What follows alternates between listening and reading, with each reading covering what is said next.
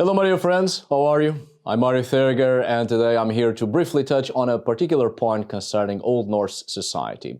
If Old Norse people were egalitarian. Seems to be an obvious answer, but I think this serves as perhaps, and I hope, a good example for the type of historical rearrangements and inventions to fit into specific contemporary agendas, be those with a political aim or to convey messages and conceptions through the use of some past civilization or people. It's like when people say that Jesus was a communist.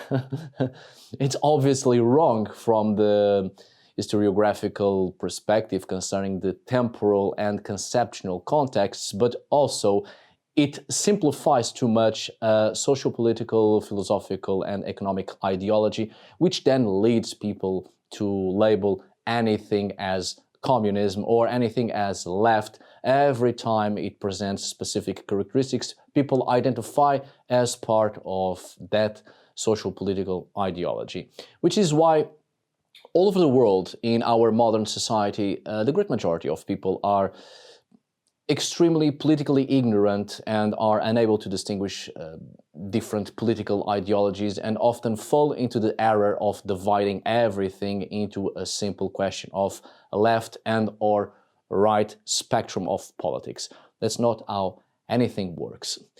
Another example, this is the same thing when neo-pagans portrayed the women in ancient Greek society as having immense power, autonomy, authority, independence, etc., as a form of picking on a specific past civilization as an example to follow in modernity.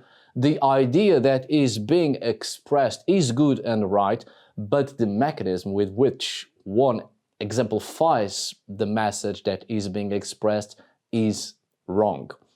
The ancient Hellenic societies were one of the very first great societies that started to demonize women quite a lot, to a point that such ideas have become so deeply rooted in so many societies nowadays that it's hard to go over it and actually implement a more egalitarian society today, because socially, politically, and religiously speaking, a lot of ancient perceptions on women from the part of classical societies or civilizations are still insanely embedded in our collective psyche. And speaking of egalitarianism, if you remember a past video I've made about the witch cult and the great goddess, how contemporary feminist movements and neo-paganism has changed both the figure of the witch and the figure of the goddess by using such figures as icons to express the feminine, to express the struggle and fight for women's rights. And the figure of the witch still nowadays is still a powerful icon that helps many women to express themselves and to empower themselves and to empower other women. I have absolutely nothing against that. It is good and healthy and right to pick on specific elements to express ourselves, to be heard, to convey a message, to start a revolution, to help people to understand certain aspects of life and the importance of being heard and the freedom of speech. The only problem here is solely in historical terms, because then the modern narrative overlaps the historical one, distorting the truth, and then people fall into the same errors of perceiving an historical past through the lens of modern perceptions.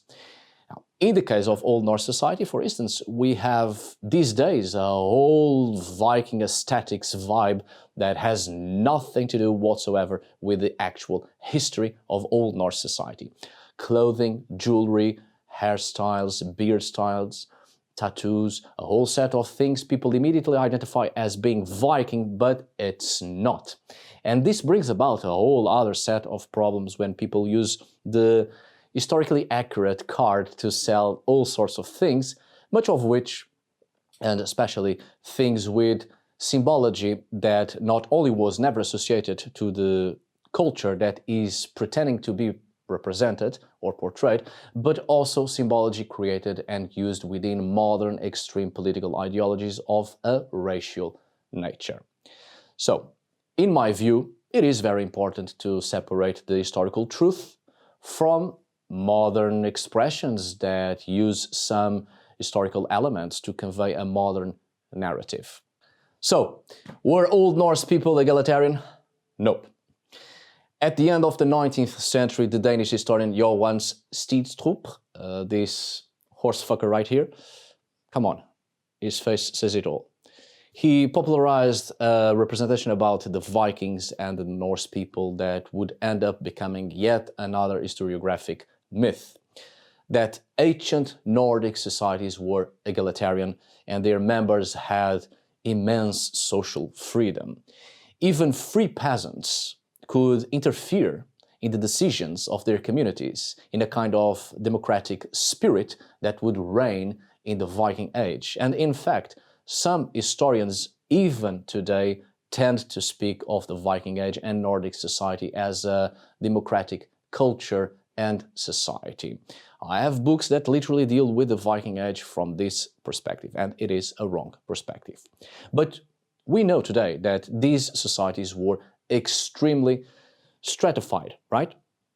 With wide inequality between poor and rich, between a coercive aristocracy and various relationships of servitude and slavery.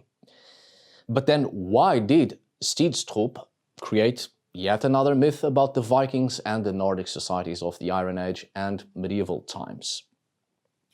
Well, in 1849, the first constitution was established in Denmark, causing several intellectuals of the time to look to the Danish past for the ideals of democratic societies within a modern and liberal spirit. But long before that, actually, the Vikings and the themes of medieval Norse history were already highly appreciated and preferred content by nationalist academics. In 1811, the poem Vikingen was published, emphasizing a spirit of freedom in the heroic figures of the Norse past. A nationalist glory was created, such as the Vikings conquering England, demonstrating these themes in art.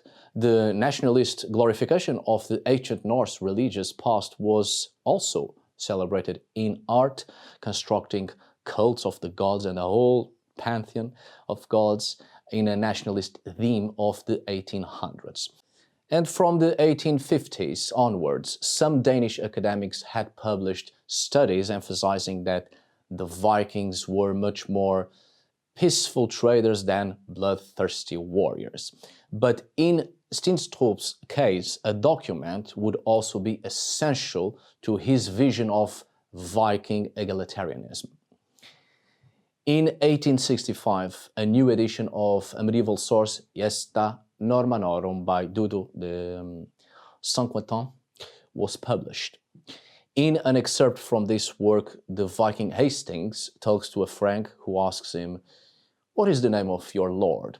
He replies, "None, because we are equal in power." Steenstrup took this excerpt as evidence that all Viking society would be egalitarian. Here he was influenced by another historical myth created by the Danes once again, decades earlier, that the Vikings were an ethnic group. In other words, within this framework, historical descriptions involving pirates and warriors could be taken as a direct source to study the social basis of the ancient Danes. Steenstrup evidently did not consider the ideological context of the aforementioned Norman source, nor the term Viking as an occupational category, and not an ethnic group.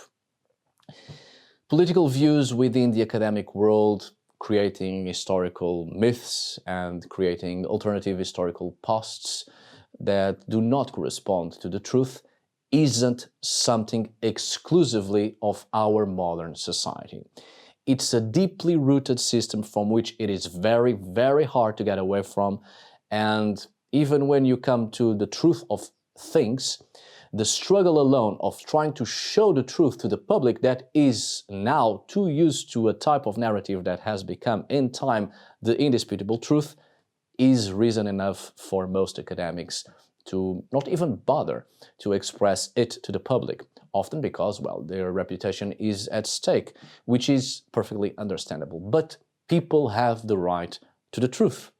And when we come about a type of information that challenges everything we thought and held to be true, it is our responsibility to share it with others, with anyone, with as many people as possible. Remember the video I have done debunking the myth of the berserker consuming hallucinogenic mushrooms in order to achieve an altered state of consciousness to give them inhumane fighting abilities. That's one of the many things that has become so widespread that we have taken it as an historical truth. But it is a myth that has spread its roots to so many other themes and historical and ethnic backgrounds that it is extremely hard for people to now accept it as a myth, to the point that the consumption of such mushrooms was also a very derogatory fantasy created by Scandinavians, mostly by Norwegians, towards the Sami people, which has led to many hurtful misconceptions. That's the danger of these types of historical myths. They give false perceptions and alternative realities, leading people to very dangerous misconceptions. Well, as one of my a patron of mine puts it in relation to all of this that has been said here, the narratives we build for our history so frequently reflect our own value system lens. Well, my dear friends, I do hope this video was useful and an eye-opener. Thank you so much for watching. See you on the next video. And as always, tack för idag. Thanks for today. Obrigado por hoje. Until we meet again, my dear friends.